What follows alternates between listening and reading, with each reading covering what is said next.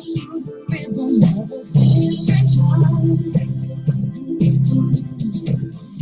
do we analyze, break out and criticize, praise and mock? You won't make yourself a name if you follow the goods. History is made when you're acting a fool. So don't hold it back and just come. Show what you got, just own it. No, they can't take it away from you.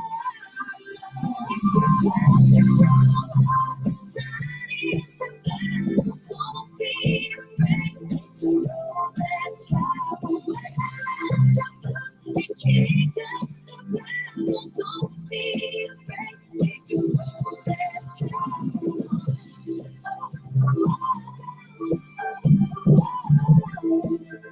Take the road less traveled.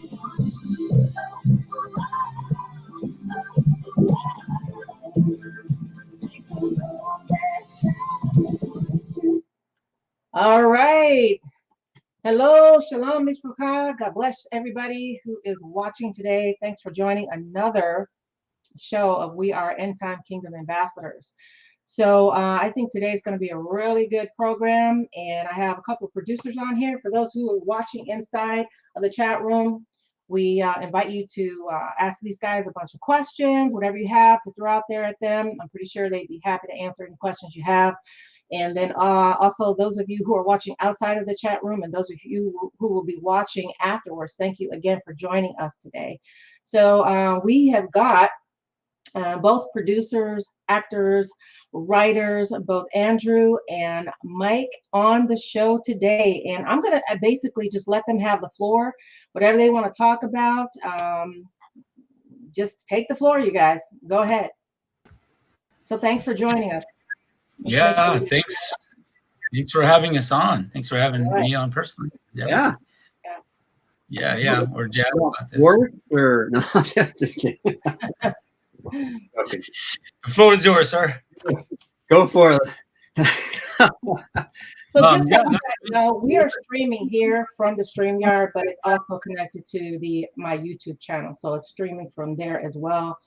And then anybody that's going to be watching on Facebook. I also popped it on Twitter.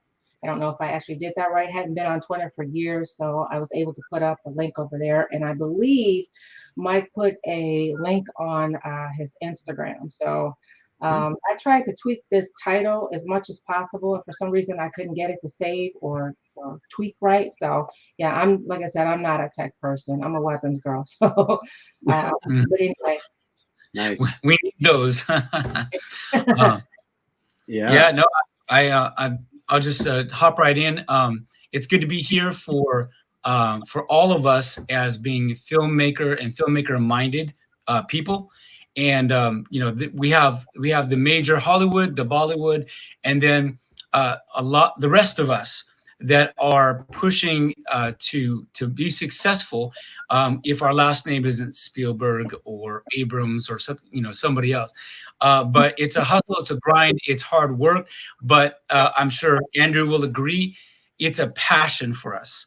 And as an entrepreneur and a business owner and a family that does this for a living, whether it be filmmaking, directing, producing, writing, or our creative design, which I've been in for over 20 years, it's about making your passion your purpose, and then making sure that you can make a living off of that, because it's not like the old-fashioned days where you're a struggling artist and you either are an artist and can't pay rent, or you just make a living and you forget about your dreams. So now we have a lot of things at our fingertips as filmmakers that we've never had before. And so it's a matter of utilizing it, learning it, collaborating, even, with Andrew, on multiple levels, and helping each other succeed. So, I just want to kind of lead off with that. So I'm Mike Fox. Yep. So, you know what? I actually love that, because Andrew and I were talking about this on the first program that he came on. And then recently, I'm not some big time actress or anything like that. I'm just kind of, getting my footing and getting started. I've done a little bit of stuff, and I mean, little bit, growing up, but not much at all. But, I was talking about the fact that how it's so important for us to network together. you know, whatever type of, you know, I have a ministry, of course, you know, I'm Jewish, I'm a believer.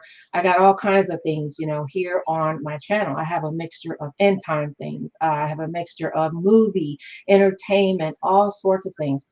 And I think it is important, like what I was saying before to Andrew, no man is an island. And if you are an island, you're not going to be able to make it in this world. Mhm. I personally believe that it does take, like I said before, everybody's giftings to come together and make a project successful. So, Yeah. Yeah. Yeah. No, I was just going to jump in and say, yeah, I agree with both of you.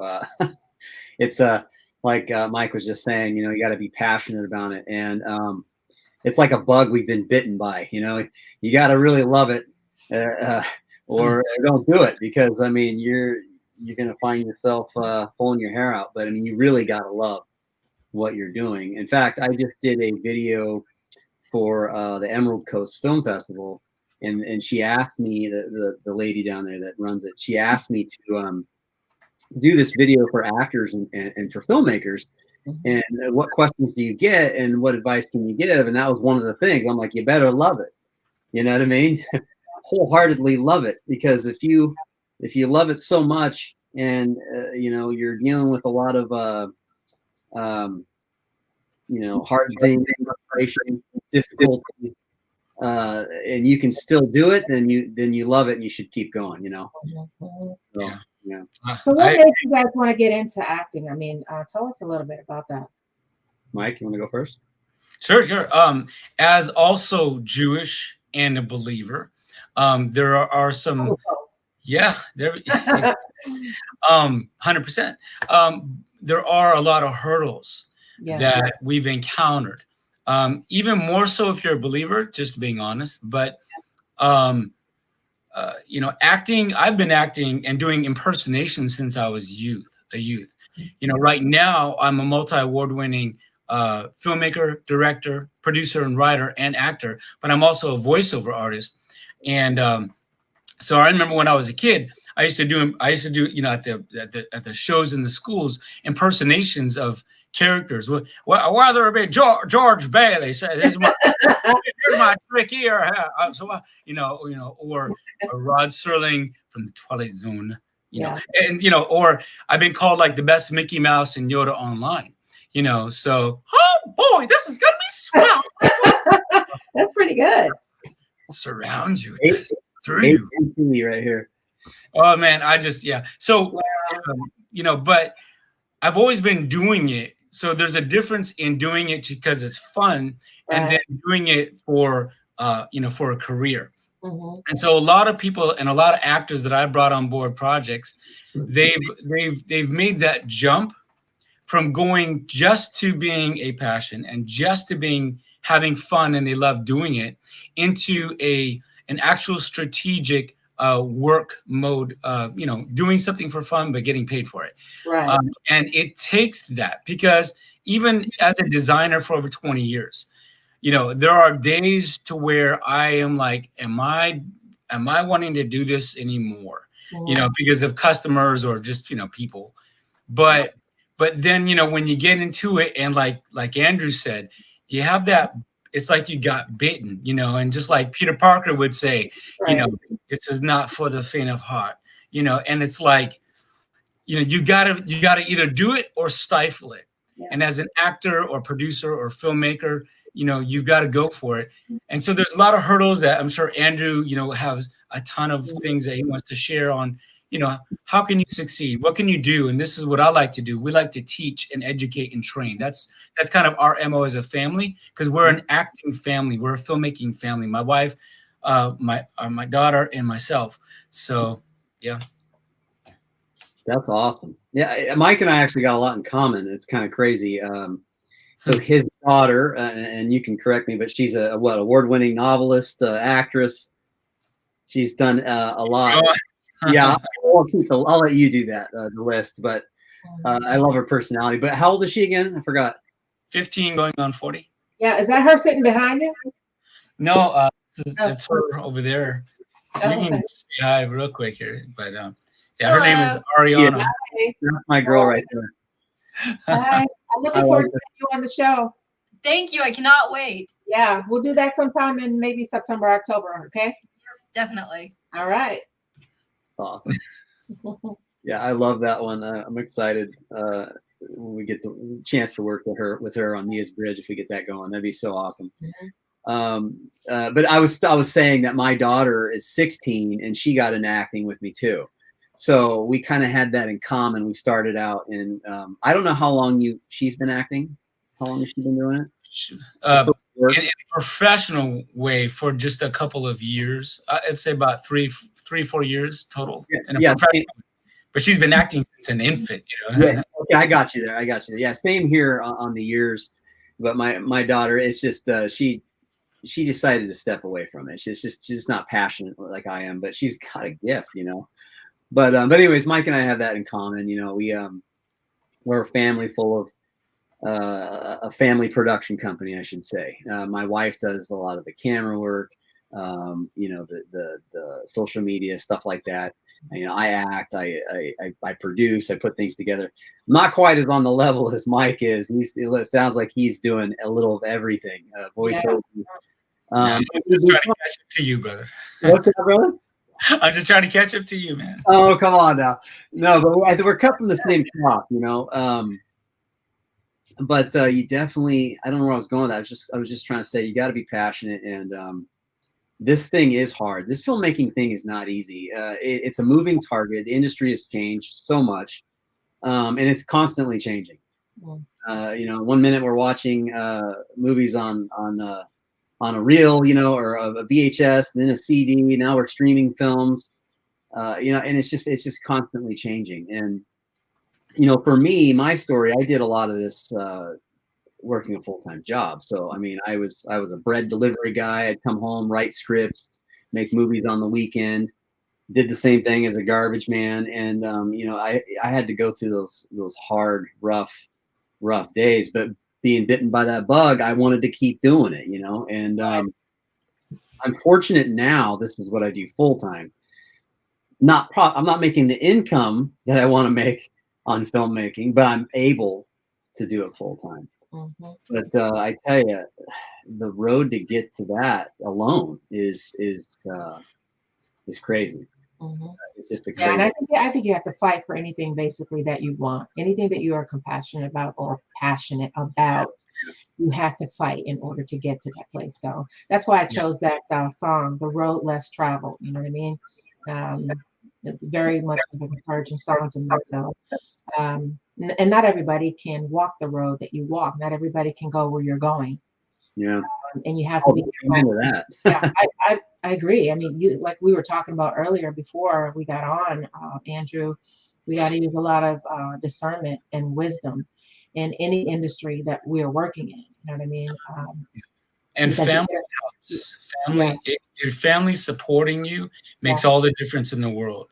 You know, we know a lot of people. I know a lot of actors, a lot of people in the industry that they're kind of going solo. They're doing a Han Solo thing here, and it's tough because if you continue that momentum of being solo and not doing it as a family, or you don't have the support, then you go towards the direction of the normal statistics out there. So, you know, me and my wife, we're also marriage coaches and speakers. So you know, we have to, one of the things that we tell a lot of people, even in other interviews and shows, is that you have to balance everything out. For us personally, I would say, you know, it has to be family first, and it can't overtake our family. So you have to learn how to manage, you know, especially with filmmaking. What, you know, when I first was doing, you know, the filmmaking, I was taken back by how long it took to produce like a 3-minute part of a movie. I'm like, it took all this time and all this energy and all these people, and the final product was like only 3 minutes long, and I'm like going, what? Imagine how long the movie is. I mean, so this makes sense why it takes a year, you know, to produce a full, you know, feature film if you do it right. I mean, if you're an indie filmmaker, you know, you go out there and you just do blah blah blah blah blah, blah, you know, do what you can. But if you have a strategy, you have a schedule, and you have people on board, you got a set, you know, you got a crew, you got a cast, you got a shot list, and all that. Then you're going to do it right. It's going to take a lot of time, and then it'll take even more time in post production. Lord have mercy on post production, but you know. Yeah, and see, I have a lot to learn with you guys. To be honest with you, it was so much fun working on the set with The Last Evangelist, David Hebner. Awesome actor, producer, writer. Still looking forward to, you know, working with him. I played the role of a cop, and you know, just being on set was a lot of fun, but it is a lot of work. And like retake after retake, take one, take two, take three. Back to one. That was our like our we were like, oh no, please don't say it, because me and my wife were on an episodic in Maryland, Ellicott City, Maryland. It was 2:00 in the morning. It was like 17 degrees with the wind chill factor of like negative something. And we were out there for like 5-6 hours. I was out there in the elements. I was a cop. I was actually a negotiating lead cop. And I actually ended up having to shoot my wife twice because she was the bad guy. And it's for a Panic 911. If you get a chance to see it, it's called There's a Gun to Her Back. It's a Panic 911. It's an A&E episodic. And it was amazing. They really did a fantastic. I mean, hats off, kudos to the producers, the director, the post-production. They did an amazing job keeping you on the edge of your seat. It's one of those real 911 calls. And so it's that episode is in, I think, season 3, episode 2, There's a Gun to Her Back. My wife was the bad guy, and I was the lead cop. And I ended up shooting her twice, you know. Oh, honey, I'm so sorry. But it was so cold. And me and the other fellow officers, as soon as they're like, okay, cut, you know, we ran inside where they had heaters going. And even those heat, you know, things that you have to hold on to, they only lasted like 5 minutes, and then you're like freezing again. Our hands were shivering. And so anytime somebody says, oh, acting is so easy, I'm just like, dude, you have no idea. Acting is hard work. Producing, directing, everything. It's really hard work, but it's fun. Oh my goodness. I can see all hard, and they all have their own craft. Yeah. Exactly. They all stand on their own, is what I'm trying to say.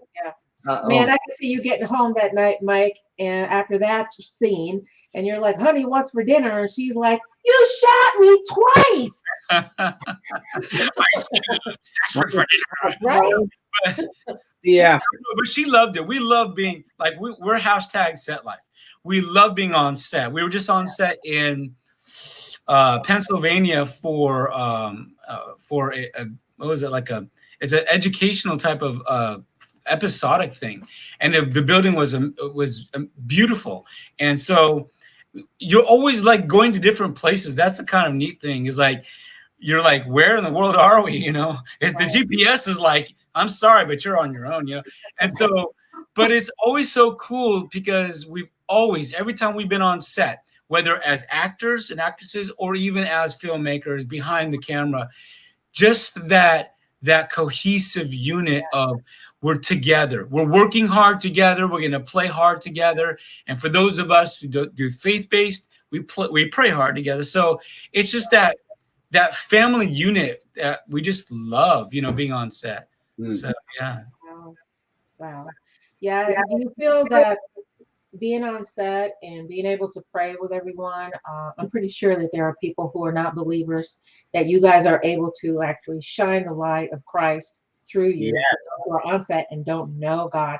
And I see that's one of the things I feel that is a big part of this industry, and how God has been ushering me over into the entertainment, coming out of my fields, you know, that I have been in, but using, you know, my training for this particular field. But I think that even when I was on the set of The Last Evangelist, there were people there that didn't know the Lord. And I was able to pray for one guy, and he actually he was very emotional about that. You could tell that he was stressed, and God just put it on my heart to go over and just pray for him.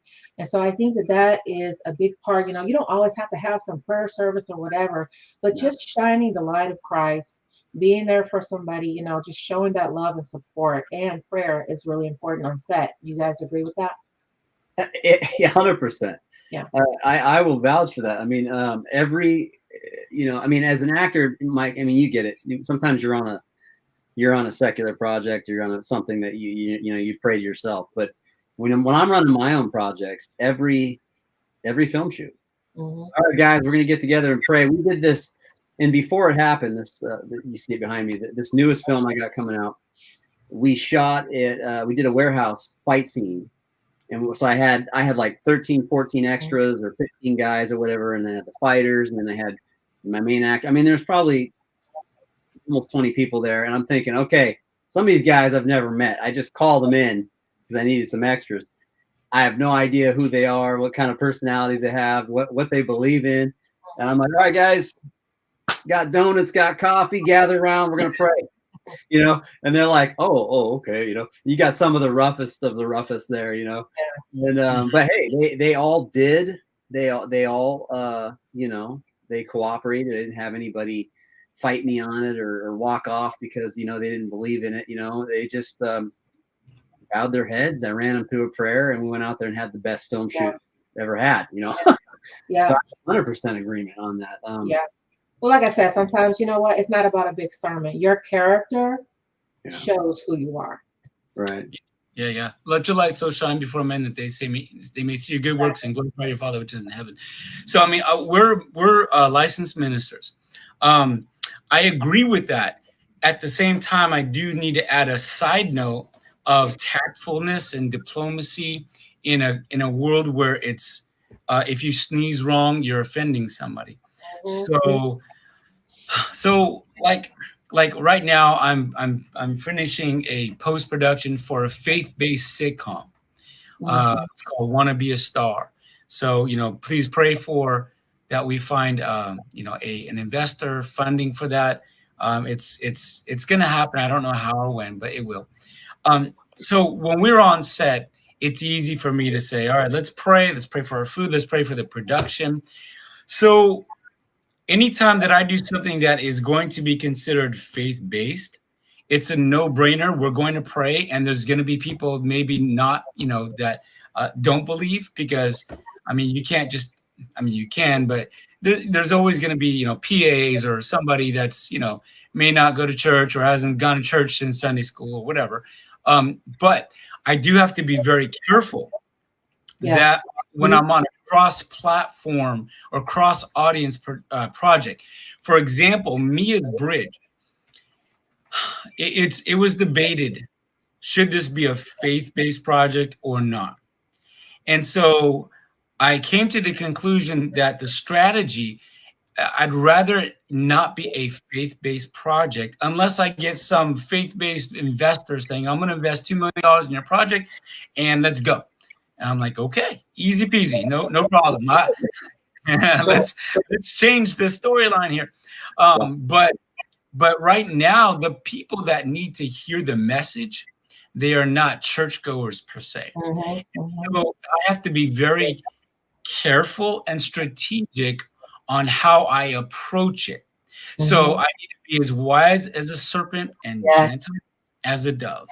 And so when I do it, for example, and I was just telling my wife, we're debating what to allow, what to put in.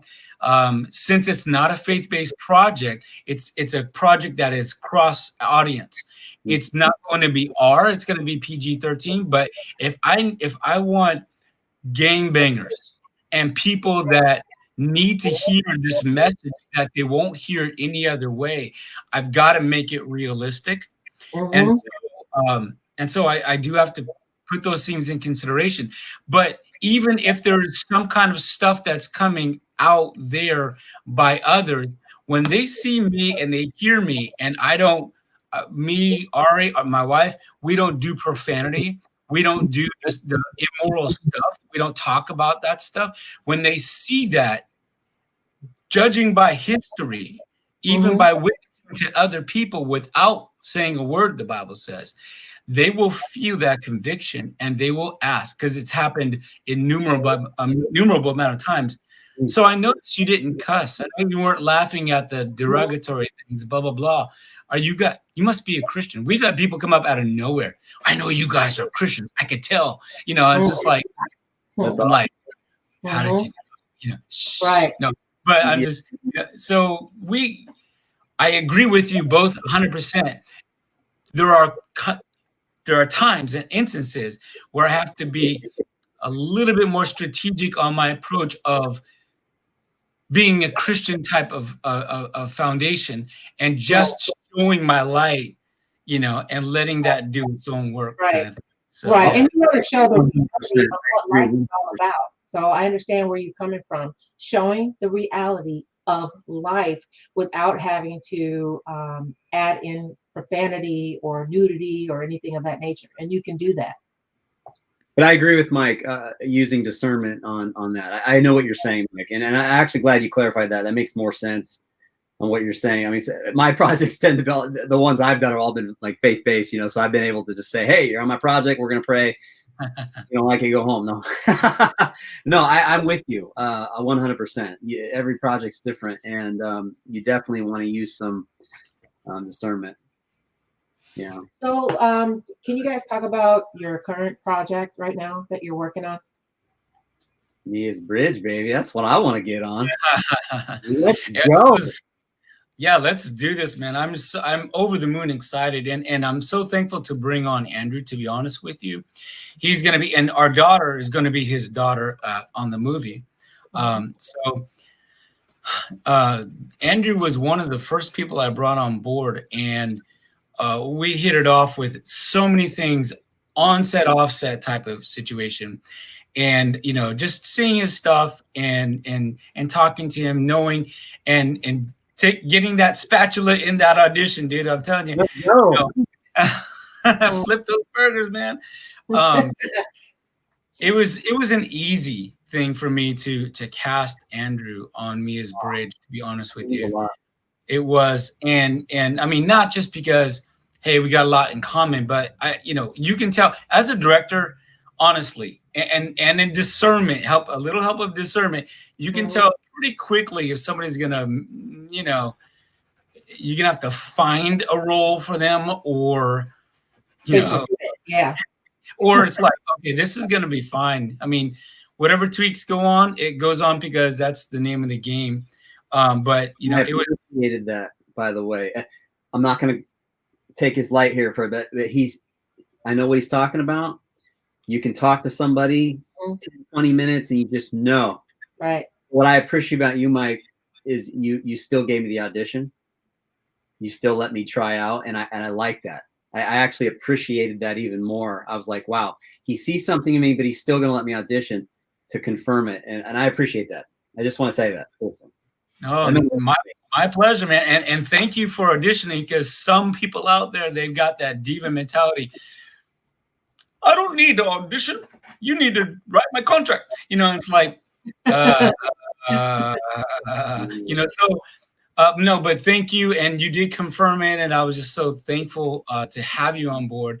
And his experience and knowledge, is just so, it helps him in every facet of being on board, because I value that, as a Christian, as a minister, but also as a leader, as a teacher in the private and public school, as a leader in different areas, a CEO and a business owner, and blah blah blah blah blah.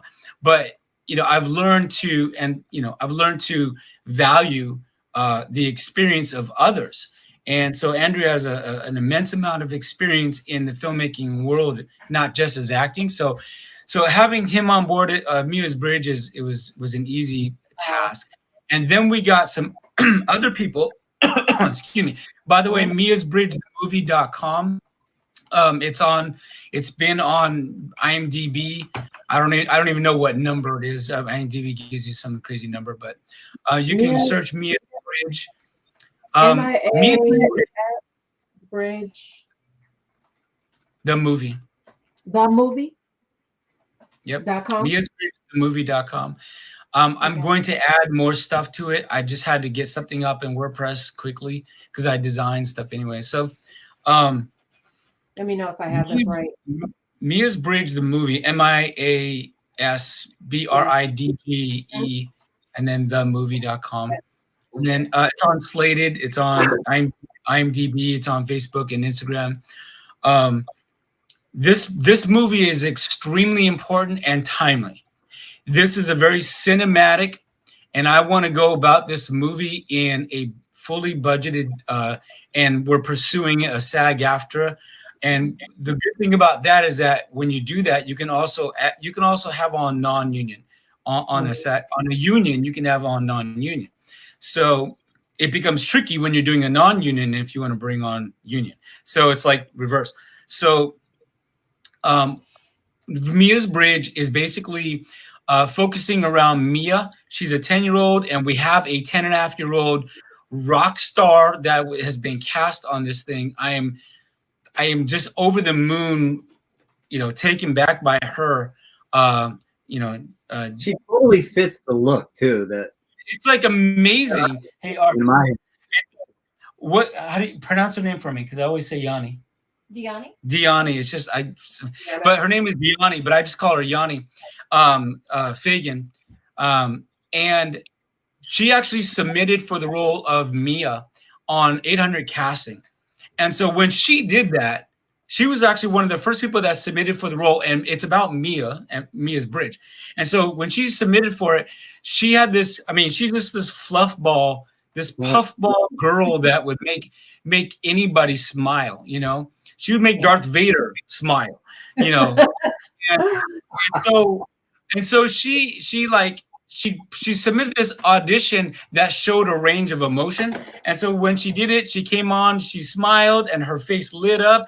And then she went from that to like crying for like a minute and a half and deep, deep crying. And I was just like, wow. It's like, when the people go in Olympics and they're like 9 plus 9 5 9 5 9 5 9 5 10. Yeah. The only person who's gonna like top this person is somebody that, they were like an Olympic gold medalist in the womb or something. And so, so I check marked her and I said, she is it. I'll just go through and give opportunity, of course, for everyone else. Yeah. And then while I was doing that, I got Maurice Johnson on board. Maurice Johnson has been on like 49 or 50 like major network episodics and movies, and he's been on Chicago Fire, Chicago PD, big Hawaii 5-0, those kind of get out of here. And he's an amazing talent, and he is just it was just awesome when I saw him and I reached out to him and his agent, and he saw this and saw what this was about. Basically, let me summarize. Sorry about that. Mia's Bridge is about Mia becoming a catalyst, bridging, unifying in this chaotic time of division and hatred and chaos, dividing communities, business owners, families, gangs, and law enforcement. And so it's a strategic narrative to bring together rather than throwing fires of division everywhere. So that's why I say it's very strategic here. I have to do it's very strategic. And so after I put her to the side, Maurice Johnson came on board with all the fire and passion for this project and his experience even in law enforcement and all his friends and some of his roles. And then he came on also as producer, which is amazing because he has a huge amount of connections from people to DPs, to crew, to networks, and even as a producer, helping to find legs to fund this thing. And then, but here's the weird the blessing. He said, "Look, I worked with this one girl who was like a daughter to me on a project that I feel would be perfect for this." And I'm like, "Okay. I've got this girl already in mind, but talk to me." And then he started telling her name, Diani Fagan. And I was like, what? No.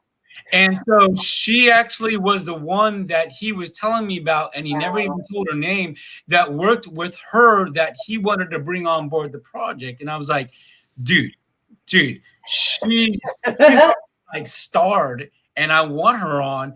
And now you're bringing Ross. So it all worked out, you know, that she came on board. Wow. Mom was like over the moon excited. And this thing is just, I mean, it's just crazy exciting. So this is going to be a very cinematic, high quality, you know, not abstract, but creative. It's not just the same old, same old. Mhm. It's going to have action, but it's going to be an extreme tearjerker and power punch to the emotions. It's just a lot of twists and turns and a lot of depth with a lot of characters. I always want to make sure that my characters are memorable, no matter how small the role. We just got on 2 days ago. Ana Lopez, the officer Ana Lopez's baby sister, who is an international singer, and she is amazing. She did her audition, and she knows the producers, Jesus Celeste Guzman. She came on and she made Jesus Celeste cry. And it was just like a 2-minute audition, and that was aside from the sides, which were the wrong sides. So I'm like, oh man, I don't know what happened, but here's the sides. I put her in the Zoom meeting. Says, I'm sorry, but here's the sides that you got to have. And she got like 2 minutes to look through it. She goes, okay, I'm good. Let's do it. I'm like, are you sure? I can give you some more time. And she's like, she got it. She like memorized 3/4 of that thing, and she was in it. She was drunk, and she was like, you know, like you know, like a drunk character with emotions and angry at her sister, you know, jealous. And dude, I'm just like, let me just bypass the formal introduction. Be on board, you know. Yes, of course. So I'm just like so stoked. And then Ron just came on board as pastor. He's been on a lot of networks. So I'm telling you, this thing is going to pop. And I'm just so excited. So please, you guys, please keep this in prayer. This has got to get out there. Yes. You know, and that's, so I just wanted to shout out to Mia's Bridge for everybody, not myself, Mia's Bridge. but everybody. So Yeah. Andrew, your turn, sir. When are you guys looking to? When are you looking to have a movie trailer for this? Well, the trailer. So there's always a a proof of concept trailer, which is more for investors. Okay. Yeah. But it's very tricky because to have a proof of concept trailer, it can cost $1,000 to $10,000 just to do that if you do it in the normal way. So I'm taking that step by step because we're still casting and we're still praying for the funding to come through. Okay. As soon as the funding comes through, it's going to go 100 miles an hour. And depending on the funding that comes through, if it's enough funding, then I am a creative person, so I know how to make things happen on a very small scale, and I can put together an actual essential proof of concept trailer using a few of real characters, you know, real roles, you know, flying in or going different places and all that kind of stuff, and then creating the trailer. I would produce the trailer myself. I would just get the actors that's necessary, the main key actors, so I can create it. But the actual trailer, we're looking to film, if all goes well and everything comes through for the funding.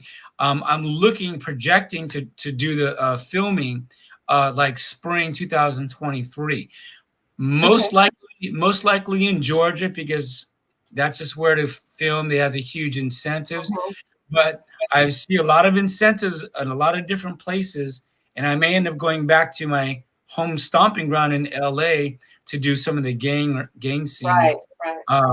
But Florida is a great place to be for a lot of different reasons.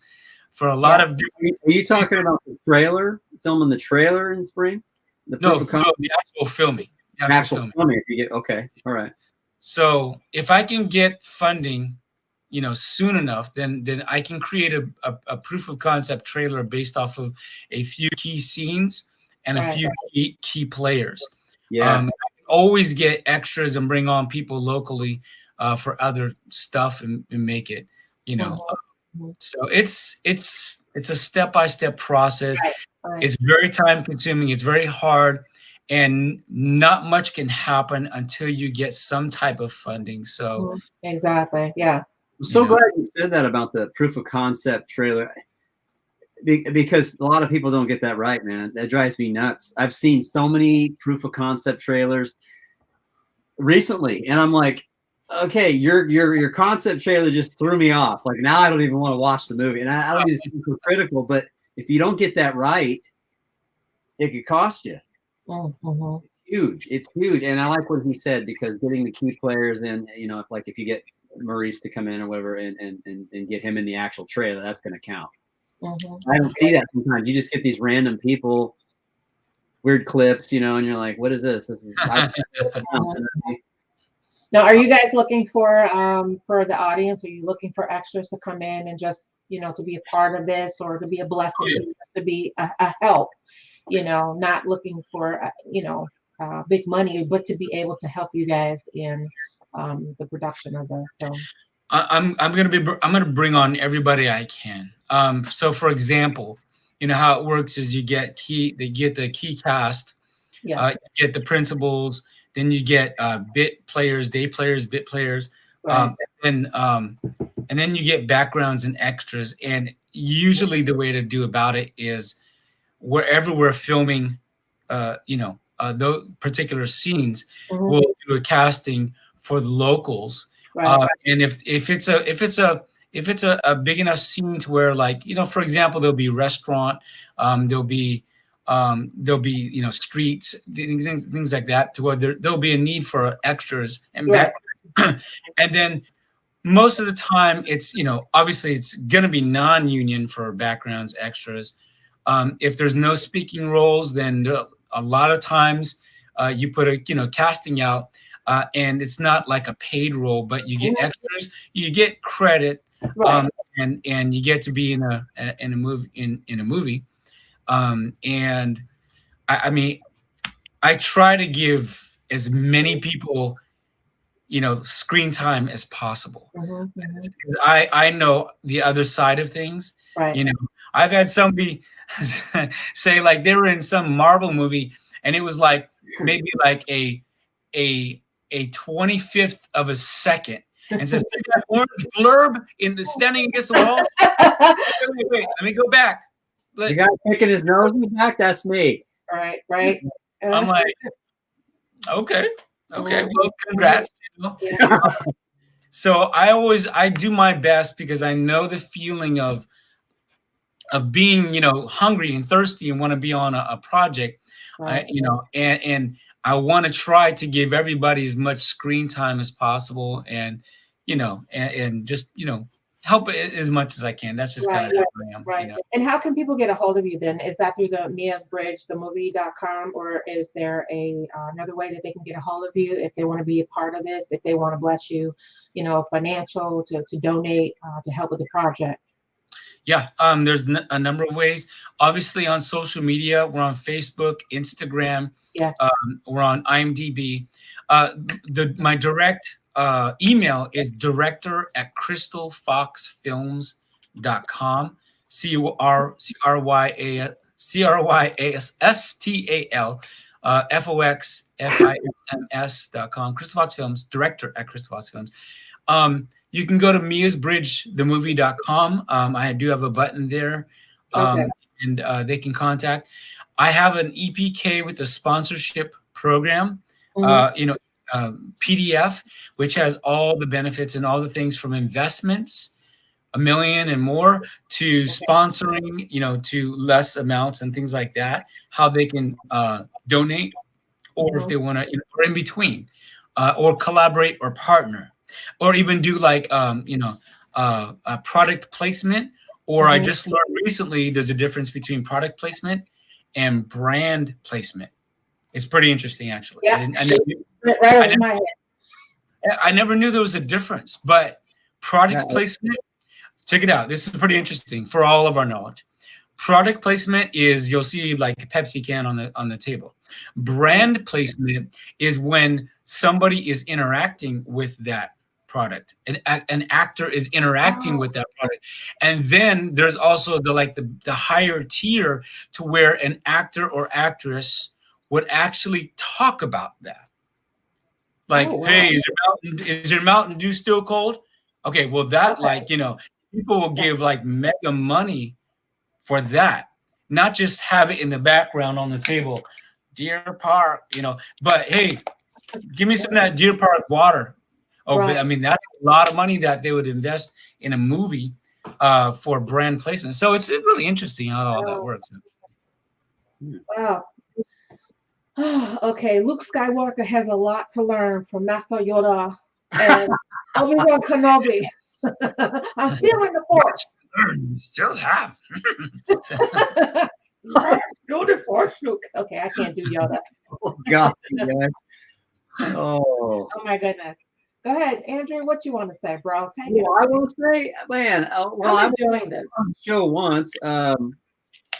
Okay. What can I say that's different?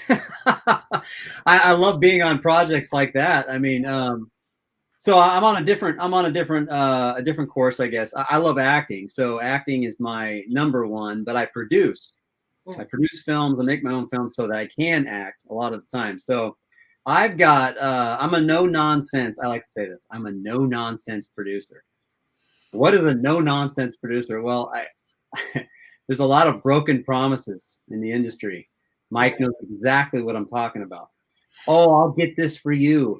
Hey, we're working together. You don't even know it yet. I've heard it all.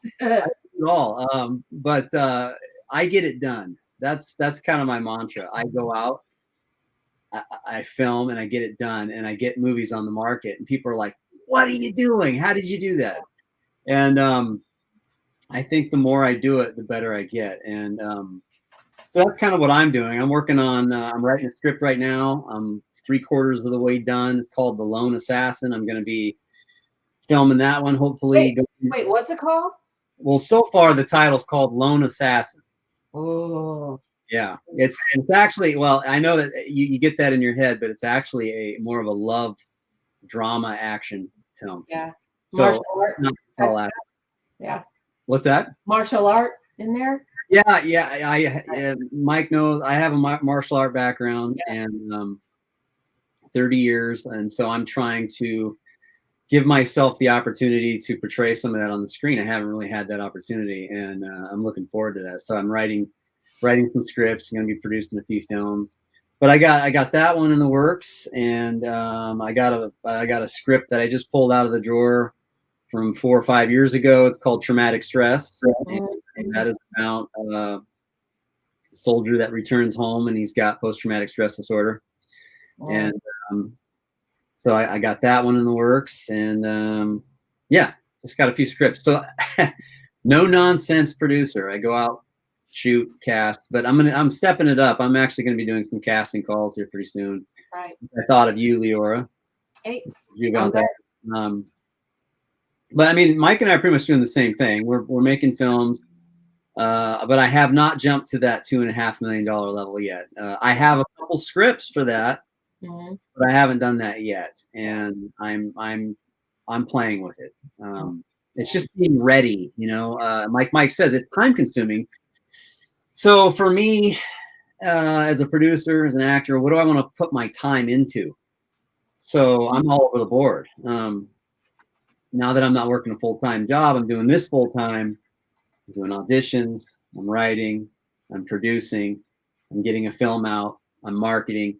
Yeah. Doing all these different things, and like Jesus said, you cannot serve two masters, right? You can't put your love in everything, or one will be neglected and you'll wear yourself out. So it's just trying to find that balance, and like Mike touched on earlier, families first. So it's finding that balance, but Mike and I are doing a lot of the same stuff. I mean, and I'm grateful to be jumping on a bigger project, and hopefully that I'll be able to learn by being a part of those as well. So, and then I can get my own going, my own big project.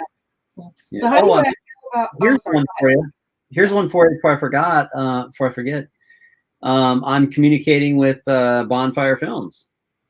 So I've got Bonfire Films. They produce the Daily Wire stuff. so they came out with what is it? Run, Seek, Fight, Run. I think it's called their first one. Oh yeah, We did yeah. Terror in the Prairie with Gina Carano. And so I've gotten in touch with their casting director, and I'm hoping maybe I can get on to one of their next projects. They got one called White Knuckle that they're going to be doing. But it's funny because I wrote a script for Gina Carano. That's one of my scripts that I have in the drawer. It's probably $1 million script, but so there's that in the works. But it's all about collaborating, like we were talking about before. Yeah. One thing I just wanted to share real quick is that, you know, a lot of filmmakers, they ask this question, and I just wanted to emphasize the word collaborating, because if you've seen, and we saw this long time ago, like when we saw Armageddon, you know, long time ago, and saw that it's a Michael Bay film. Then we saw other Michael Bay films, and then we saw other actors that were on Armageddon, and we're like, hey, weren't they on that film too? And then it kind of like, it took a while to understand back then, well, he probably got them on board that project too. So when I started getting involved in creating stuff, content, and doing different projects, I understood, because I would bring people from that project onto my other project, whether it be cast or crew, because we worked well together. And so it's all about helping each other succeed, you know. So you know, and it's like that way to the max. I get on this, I work well with somebody, and then we're good. We stay connected, and we're good with each other. We're honest with each other. We help each other, and then they get on something, and then they keep me in mind, or me and the family in mind. They bring us on board. I'm like, thank you so much. You know, I appreciate it. And then I got something else. All right, well, I got somebody else I want to bring on board, and it's a huge collaboration effort. You know, it's kind of like the business chambers that were over here. The first person they're going to look for is somebody that's in the chamber to recommend, you know. And it's not like it's an elite mentality, but it's more of a trustworthiness mentality. I know these people, and they're trustworthy, and I worked with them, and they're good to work with. They don't have diva mentalities and stuff. So, you know, once you connect with somebody, stay with them and go back and forth and collaborate and help each other and remember each other. Not like, you know, when Joseph said to the baker, you know, when you get out of the prison, don't forget about me. Don't forget about me. And then the king was like, who can I call on? I don't know anybody. Joseph's probably, he forgot about me, you know. So, you know, so yeah, I just wanted to throw that out. Yes. This has been amazing. You know, one of the biggest things for me is servanthood. That's my number one thing, servanthood. Of course, coming out of the field that I'm coming out of, and trusting God, and you know, it's kind of like he's been shifting me, and he's been showing me, okay, so I mean, who doesn't want to act? Okay, who doesn't want to be in films and movies? But I believe that there's a time for everything under the sun. Of course, that's scriptural. And I've noticed that God has been shifting me from one arena into the other arena. And I'm like, now you want to do this, you know? But, you know, resigning from my previous job as a security site supervisor, trusting the Lord to be able to go full time, not only in acting, but also to be able to travel, do armed security now for my brothers and sisters in Christ. And, you know, we see all of these shootings and things taking place. And God has just really put on my heart to be there now for my brothers and sisters in Christ. So it's kind of like a mixture of, you know, the acting and the armed security and everything. So, you know, this is really an honor. It's really a blessing to be connected to you two, to be connected to David Heavener and Shanita Heavener, the Last Evangelist. It really is an honor, because for me, I've never been the type of person. See, I like to sit all the way in the back. I've always been that way since I was a kid. I sit in the back because, you know why? I'm a watcher. I like to observe, and I'm a protector by nature. But, you know, I've never been the type of person where I have to go and I have to be the person on the stage, or I have to be, I have a ministry for over 21 years. I've never been the type of person where I have to sit up front. I don't mind being in the back and being able to observe. You know why? Because I feel that that's where I can protect people the most, and that's where I can serve the most. But I kind of noticed, how you have eagles and their little babies, and how they kind of go off to the edge. And then all of a sudden, the mama or the daddy eagle just pushes the baby off. And that's kind of how I feel like God is kind of doing that. And I'm like, whoa, slow it down a little bit, trying to flap my wings. But I see like God is connecting me with wonderful people, brothers in Christ, such as yourself. And I'm really honored, to just to be connected to you guys, however which way God is going to do this. You know what I mean? I just like to watch and see the things that the Lord does and how he begins to open doors. That day that you had messaged me, Mike, about the script, I was literally praying. I'm like, come on, Lord, I've just resigned from this. And it's like, you got to open some doors, and he was showing me that he was going to do it. And then boom, you messaged me. And then I messaged Andrew, and I'm like, I'm so excited, so I'm saying all this to say that I'm very humble, and I'm very excited to be a part of whatever and however God chooses to do this. However, I can be a blessing to you guys. So, yeah. I got a question for you. Yeah. Are you trying to keep this at an hour, or do I got a few minutes? Oh, no. They don't give me a time. Just go ahead. Okay. I just wanted to say something. You said you were just, you're getting into acting, and we were just talking about acting, and I want to express this because this is huge, and there's a lot of people want to act, like you just said that. A lot of people want to act. Everybody wants to act. Everybody thinks they're an actor.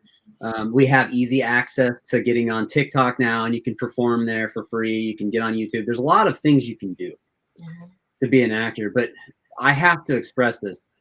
You got to be serious about acting. Yes, you got to be passionate about it.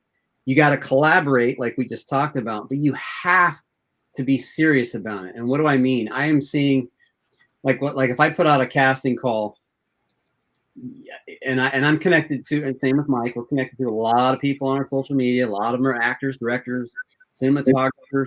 They're all in the game. But you would not believe how many people want to be a part of your film. Yeah. And they don't even have an IMDb account. Yeah. They get their IMDb up, right? And maybe they don't have a picture. It's like, look, if you want to do this, you want me to take you seriously, you got to have that picture. You got to soak it up, pay $150 a year or whatever. Get on there, because I'm not going to hire that. I can go hire my friend. Yeah, exactly. Guy that can act. Number two, you got to get a reel. Yeah. And if you haven't been in a film, then nowadays you can make your own reel. You can create your own, your own scene. See what you can do, and that's huge. Yes. Or the auditions. I mean, some of the auditions I've seen, I'll be honest with you, as a director, filmmaker, when I put a cast out, and some of the auditions that they've sent me, I have to hold myself back on being a mentor at that time, saying, really? Are you serious? This is what you're sending me? I mean, I've got people that are literally on their cell phones in the worst environment imaginable while they're walking.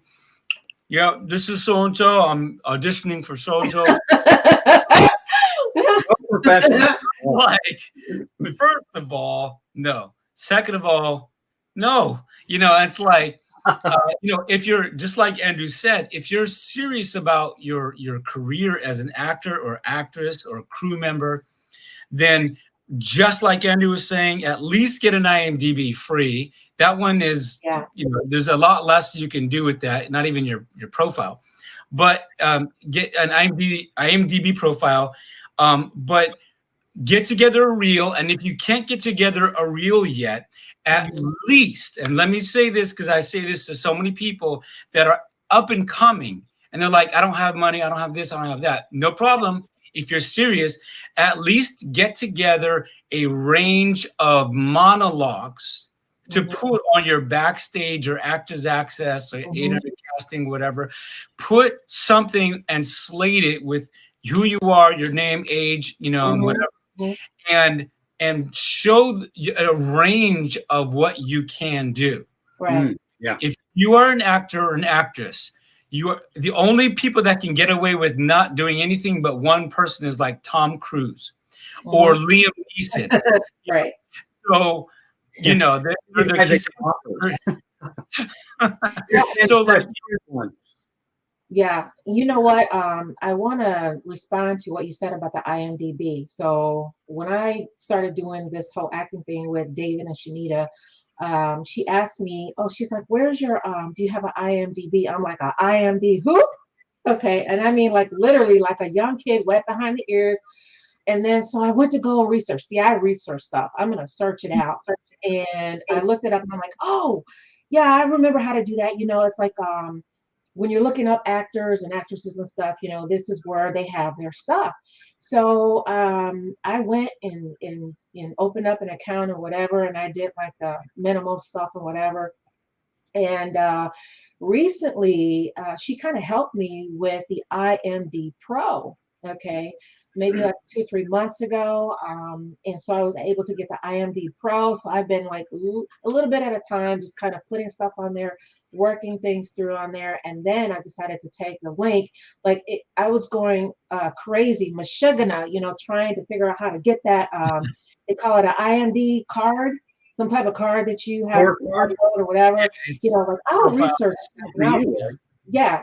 Producers. Yeah. And so I went and I stuck some pictures up there in whatever reel I was in or whatever, and got that thing going. I'm even on my Facebook recently, and I'm like, I'm going to get this and I'm going to do it right, because I was at the point where literally I was just ready to like throw the computer out the window.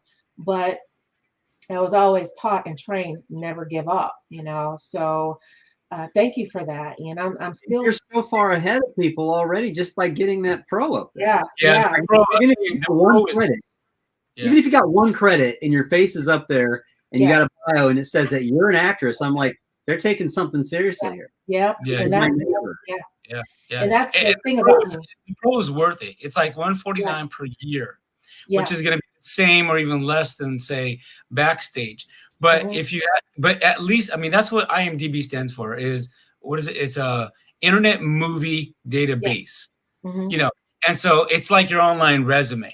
Right. If at least, like Andrew said, at least if you're there as a pro account, but you have one credit, then you can start building that. But your presence is there. So let me tell you why. Because for the audience, I started out making my own films, just like every other filmmaker. I hired my friends like every other filmmaker. So you'll see my old movies where there's a lot of faces on there. You don't know who they are. That's the point. Right. When you step it up and you're like, okay, I'm gonna start casting people. You want their face on there. I mean, like I said, that means everything. Someone goes to your movie, who's in it? I don't know. I don't know any of these guys, but at least like they're all working actors. Right. That's huge. Yeah. It's huge. It's huge. At least coming from a producer's side, it's huge. Trying to market your film. Yeah. So I had to say that.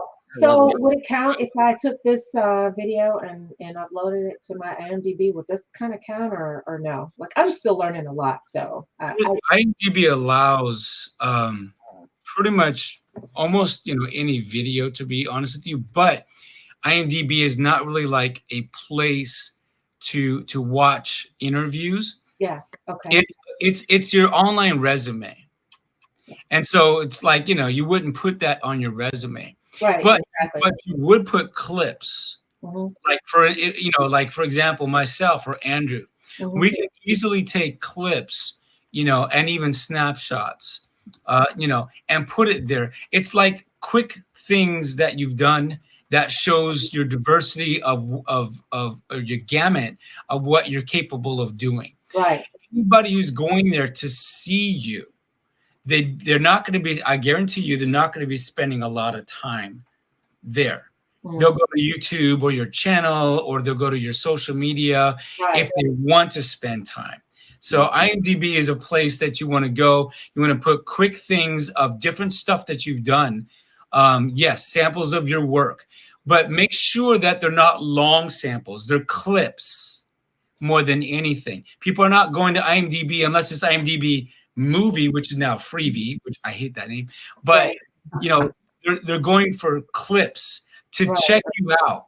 Just like your clips on Backstage or Actors Access. It's the same kind of thing.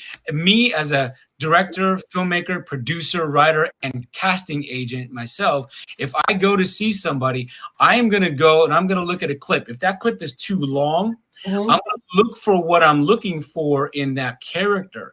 If I can see within 3 to 5 seconds what I'm looking for, I am not going to watch the whole thing unless it's extremely intriguing, which there's been a few times it has been, you know, and some veteran some people that's been around. Right. I mean, they know they're seasoned enough to where I'm just going to watch the whole thing that they have just to see what range that they have.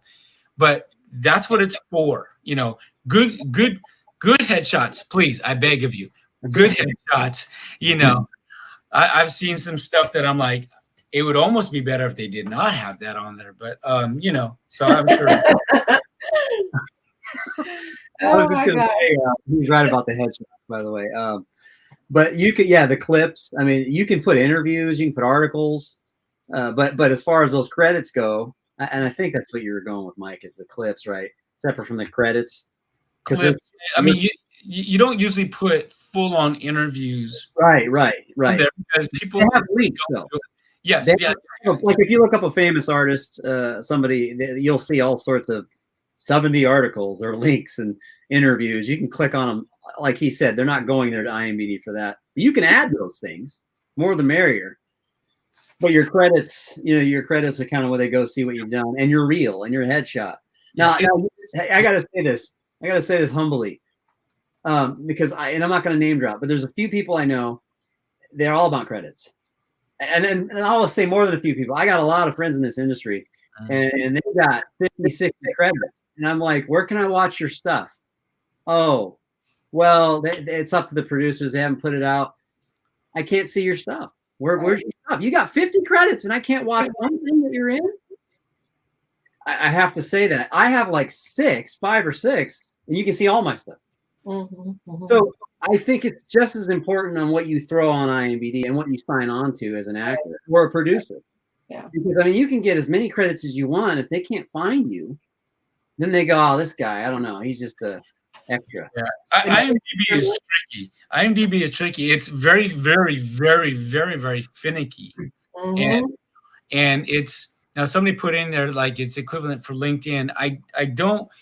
I can see how it may be that way a little bit, but LinkedIn is an actual social media platform that you actually interact with. So IMDb, and let me just take it home with this. IMDb is a place that a lot of casting agents, directors, filmmakers, they go and they do not want to spend a lot of time. So again, it's not really a social platform. So like LinkedIn, you know, Facebook, LinkedIn is pretty decent, and it's actually known more and more within the past few years for innovative and inventions and the coolest things ever, to be honest with you. But it's a place that you want to go and make sure that the people are who they are and what experience that they have, and if they have images and video clips and connections and what they've done. Is an online resume. That's what it is. It's an online resume for you in the cast and crew world. So again, people don't go there really to spend a lot of time. So you have to be very careful on what things that you put there. So you don't want to put like 1 million images. Right. You want to put an image of you as Gandalf the Grey, and then as Wolverine, and then as a dentist, as a scientist, as a surfer. I mean, you want to show your range as much as possible on both your images and your videos, and make it as concise as possible. That's just my recommendation. That's actually good to know, because, you know, when I was working on mine, even recently, I'm like, I really don't have a lot of stuff to put on here, you know, and I was feeling a little inadequate because I'm like, I don't really have a lot of stuff. I have one of this and one of this and one of this. And then, well, of course, I uploaded some really good headshots, like you said. And, like I used to do some modeling, whatever. And I'm like, is that enough? But you know what? You just answered my question. I like that, because then I thought, well, whoever's going to be coming here is not going to want to be getting into all of this stuff on here. You know what I mean? They want to go there. They want to see your resume. Like you said, it's a resume. Boom, boom, boom, boom, boom. And so this is really, really helpful, even to me. I removed my phone number off of there because I had like my business phone number on there. And I'm like, well, you know what? I already get enough like Meshuggah's quacko people, cuckoo cachoos, trying to like send me messages. And I'm like, let me just keep my email on there, just keep it short, to the point. Somebody wants to, message me, they can message me through email. That way I can search, and destroy if I have to. I was gonna add to what you were saying. In martial arts, when I was teaching, I'd tell my students, I want you to exploit your strengths and work on your weaknesses. Yeah. In acting, and I don't think you're going to argue with me this, but some people complain. Some actors complain about being put in a box. Mm-hmm. They call it typecasting, right? Let me tell you something. Love it or hate it, it can be the best thing for you. Yeah. Yeah. Producers are looking for specialists. They're not always looking for a character actor that has wide range. Mm-hmm. It's great to have the wide range, but if, like, I'm using you as an example because you're coming in, right, as an actress, you have police officer experience, you have combat experience, you have those. Use that. Put those pictures up, exploit that. People want a specialist. And I'm going to tell you right now, I would, just on your look and what you've done, right off the bat, I'm interested in you. Oh. It's not bad to be, no, it's not bad to be put in a box. I just have to express that because I've talked to a lot of actors and like, oh, I don't want to be put in a box. I don't want to be typecasted as a villain. Right. How do you think Ray Liotta and William Dafoe got all their roles? Yeah, it's not bad. And even like what he's saying, as a director and if I'm casting, right, I know even if they're typecast and they're always a villain or they're always a hero, you can tell by what range they do have or don't have. Sure. If they're going to fit something else that may not even be a villain or hero. You can tell. So that's a really just by like looking at the person or like talking to the person. Yeah, Andrew can vouch for that. You can look at somebody's performance in like a certain amount of time frame and know if they're going to fit a role or not. So typecasting is really overrated, just like Andrew was saying, which is a great point, Andrew. I had to express that it's not always a bad thing. It's not a bad thing at all. But it's not. It helps you because they're working actors. It solidifies what you are, just like you said, exploiting your strengths. It was really good because you can magnify what you're doing well and rise above the rest, just in what you're doing. So that's a very good point, Andrew. Appreciate it. Woo! This is really good. I mean, I'm really soaking all of this in. So, wow. All right, Master Yoda and Obi-Wan Kenobi. Hello. So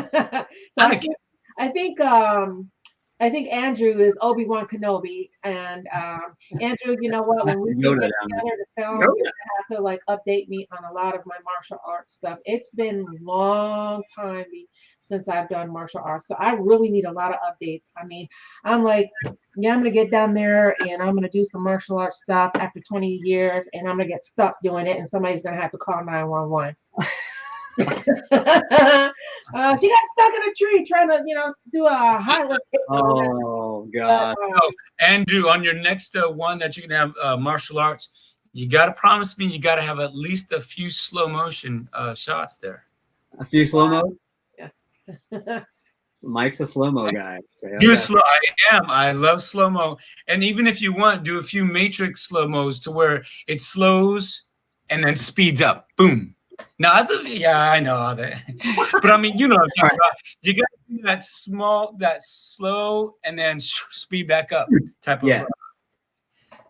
Yeah, And it's really that's why you are the Yoda, Mike. yes. Oh my gosh, that's pretty good. That's pretty No, good. it's really cool. I've been hired by by people to do Yoda and Mickey Mouse. A lot of Mickey Mouse for actually kids that are terminally ill, that have been hired by organizations that paid for their Disney trips to do a surprise Disney Mickey Mouse call with the kids, which is harder than to put together an audio, because you can do as many takes as you want. To do a live call with the kid, that's very tricky because you have no idea what they're gonna say. So, Right. but yeah, Oh, it's that's cool, man. Well, let me ask you guys a question before we go. What are your goals in what you do? Your movies, your acting, interacting with people. What is the ultimate goal when you put a film out there and that film and you see it in the movie theaters? What do you want to come away from that? To touch the heart of people. You just said it. yeah, that's pretty You much said, it. I really, I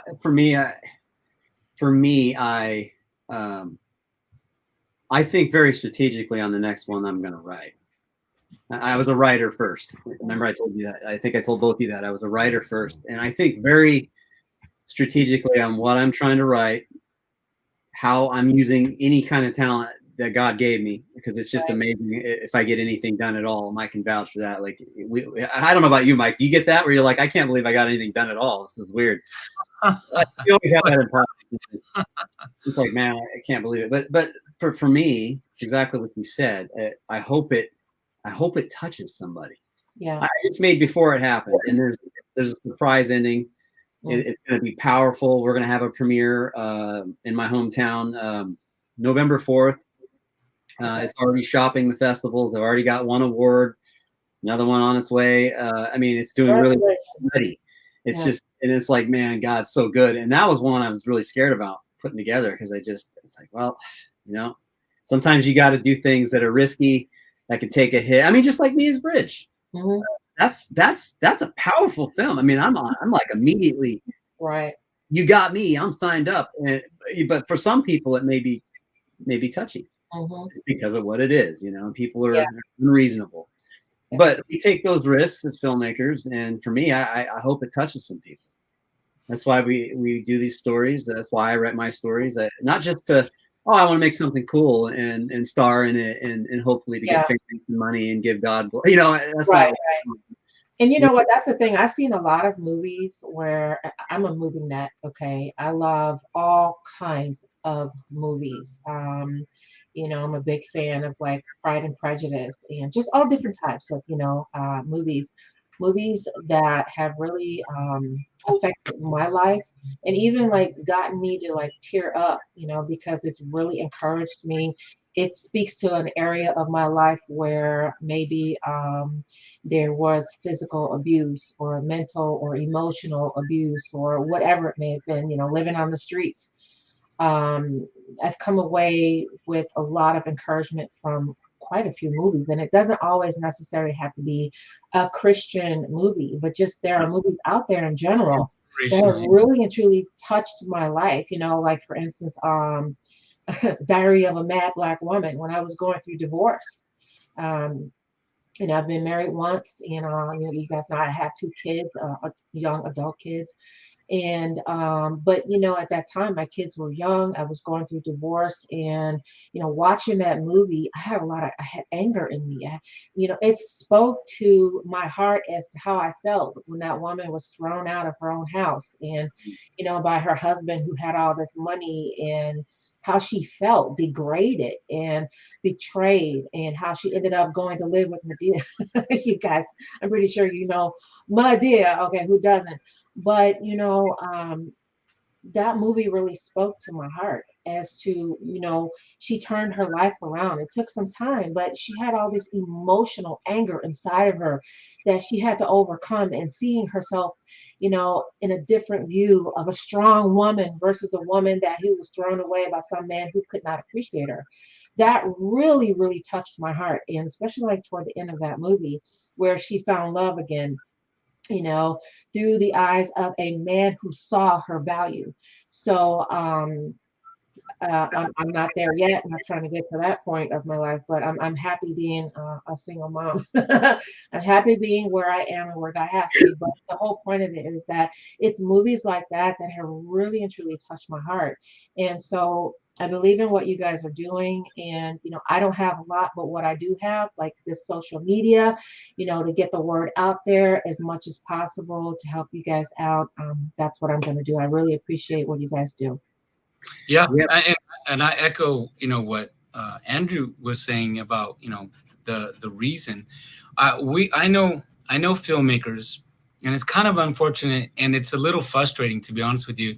Even Mhm. biblically speaking, David said, you know, David was like complaining to the Lord, saying, why does the wicked, you know, prosper? You know, here I am trying to do my best, and the wicked is prospering, and that's just not fair. But you We know, know the end.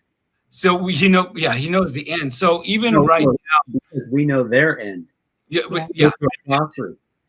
like I know filmmakers, and they've flat out told me that their goal is simply to make content so that they can make money. And Oh, and I'm like, okay, I get it. I do get it because, you know, they're making a living, they're making money, they're doing what they love to do. You know, I get that. And that's okay. But the bite that Andrew, you know, the itch, the bite that Andrew was talking about, that virus of mhm. filmmaking, it hit me much deeper than that. And so like my whole goal for filmmaking, and it's on the, you know, the website itself, you know, it's about filmmaking with a passion for a purpose.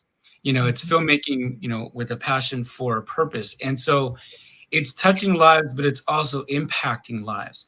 Yes. This goal, the goal for me is bridge. And I looked at it because this statistics. Filmmaking has the potential, if you do it right, Mhm. to literally shape behaviors. Yes. Filmmaking has the metrics and the statistics and the facts that it has the potential to literally shape behaviors and narratives of perspectives of people and change their mind and their heart and their Yes. will, which Yes. is why you, all three of us, know why that those that are in certain political spectrums have mastered the art of media to give narratives that Yes. are false, wrong, and literally evil. And Mhm. so, but they're doing a great job at it.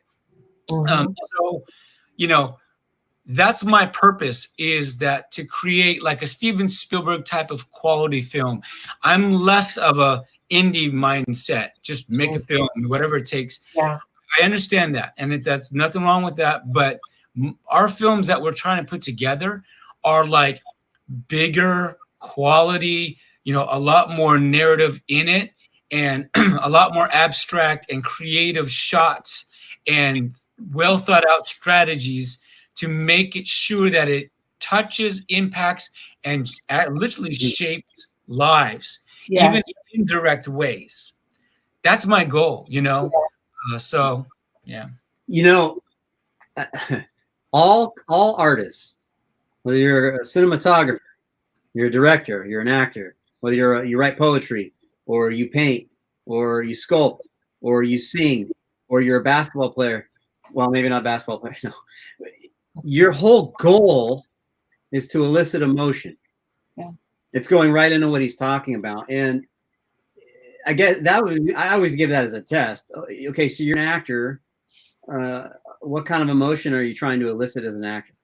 Or you're putting a story together as a writer. What kind of elicit are you, or what kind of emotion are you trying to elicit? Because some people just make a film, like he's saying. They just throw a horror movie out there. Well, even if it's a horror movie, you're trying to scare someone, right? Right. Eliciting an emotion.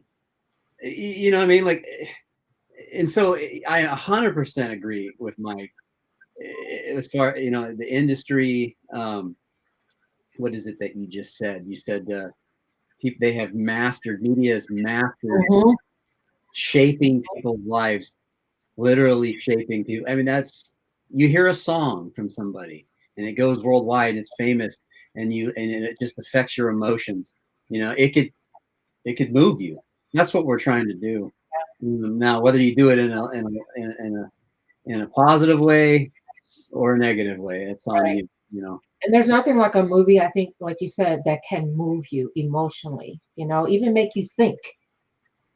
This is why we have so many of these issues going on with shooting, and it's like you said, if movies can change a person's thoughts and emotions, what you watch, what you filter in through your eye gate, and your ear can change a person's emotions, their will to fight or their will, to not want to live.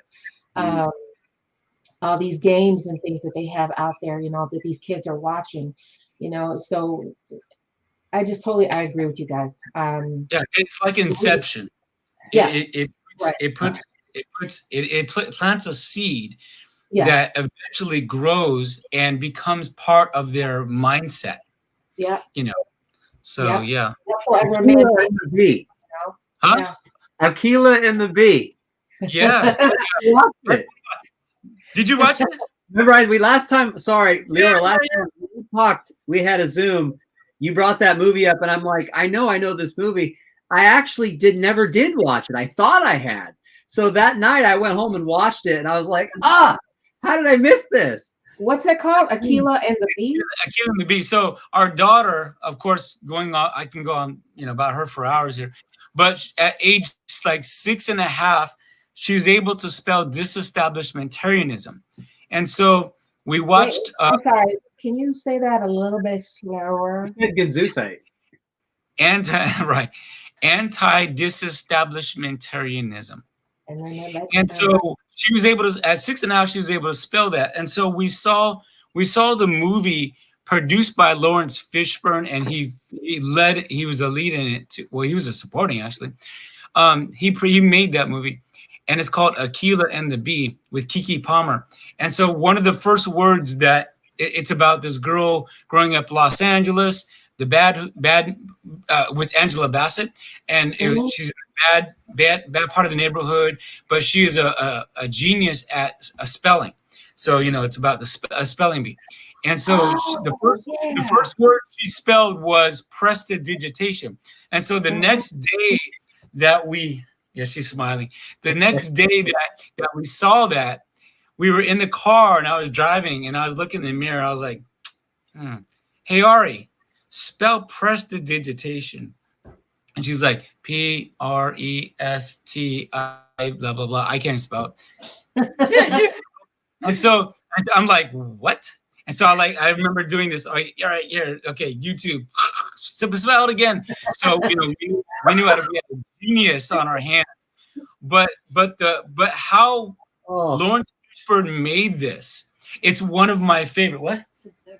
Oh yeah, she said it's so good. It's one of my favorite film made that's not a huge budgeted movie, because of how it was produced, the shots, the scenes, the humor, the depth, the acting, even the 360 going around like a couple of times in the beginning, or when she's on stage, and then even when she's jump roping and it's going around, and then of course I have 50,000 coaches, like how do you spell, love, Love, like all these different people, merging it.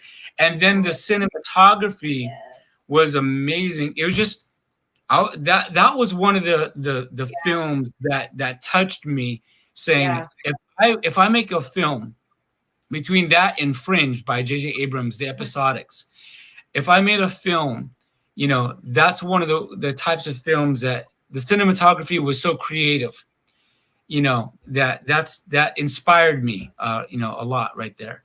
And of course, it was just fun. It was entertaining, fun, and powerful, and it was awesome. So yeah, glad you saw it. I love it. You get a kick out of that. Oh my gosh, that is awesome. Oh, this has been so good, you guys. I mean, I have really been blessed by the both of you. I'm so glad that this worked out the way it did today. And I really believe that this was set up by God. to do it exactly the way it was. And so first and foremost, I give him the glory for today, for having this program.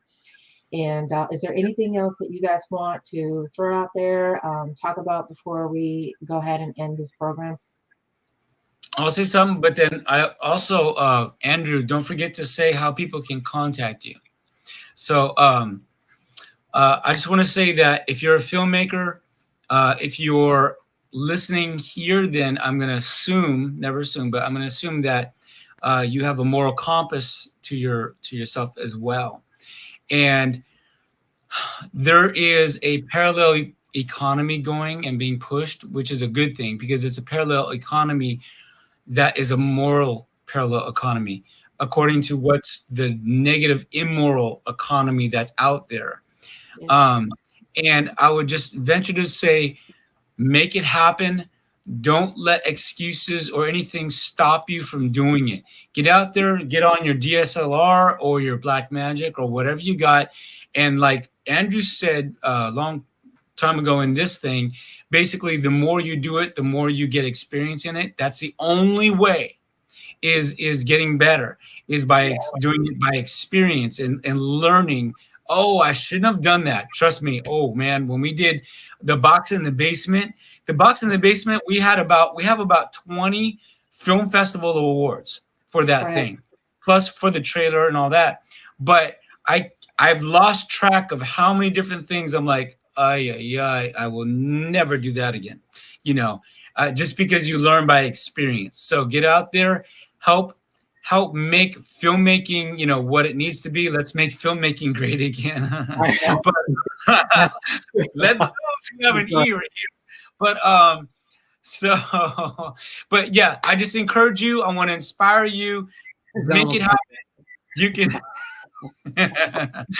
even people in Oregon understand that. So like, you know, just go ahead and do it. And Mia's Bridge, please keep that in your prayers. This has got to happen. It will happen. I don't know how and when, but we've got to have the funding for this thing. And when it does, it's going to explode. I want this to be more than a streamer. I want this to be in theaters. It can be, if it's funded right, it can be. And I'm strategically making it so that it's not something that people are going to protest about. It's just going to be a very powerful cross-platform thing. You know what I mean? So musebridgethemovie.com. Mike Fox, Crystal Fox Films, on all social media. Please follow us. Give us a holler if you have any questions or you want to connect, collaborate, sponsor, or invest. We have packages, all kinds of things. Please let us know. Floor is yours, Andrew. Go ahead, Andrew. I'll keep it simple. You can find me on Facebook's usually my biggest social media, so you can message me there. But Confound Productions at yahoo.com. Confound Productions at yahoo.com. You can throw that up on the screen. That's the best. That is my email. I always respond, even if it takes a day or two. Very simple. And I love answering questions. If anybody's got questions, Make or sure I got that right. let's see. Okay, is that right? Confound. Oops. That's it. Productions. Yes. Okay, at yahoo.com. Yes, ma'am. Right. All right. Thank you guys again for joining me. Today's program was off the charts. Okay, I've had so much fun. I've learned so much. I look forward to learning a lot more. Again, this was awesome. I'm looking to have you guys back on when you get a little bit more into that that trailer and all that stuff starts to come out. Mike, we want to have you back on again. You know, I'd love to be a part of this. You know, if it is meant to be, however which way. But you know, I am a part of it just by doing this right now. This has really been a blessing to me, and I'm sure it's going to be a blessing to so many others. And thank you guys for all of the wonderful information that you have thrown out to the audience. And thank you, audience, for watching. And those of you who will be watching after this live broadcast, we want to say thank you and bless you on today. And we will see you next time on We Are the End Time Kingdom Ambassadors. God bless again, and shalom, shalom. God bless. Amen.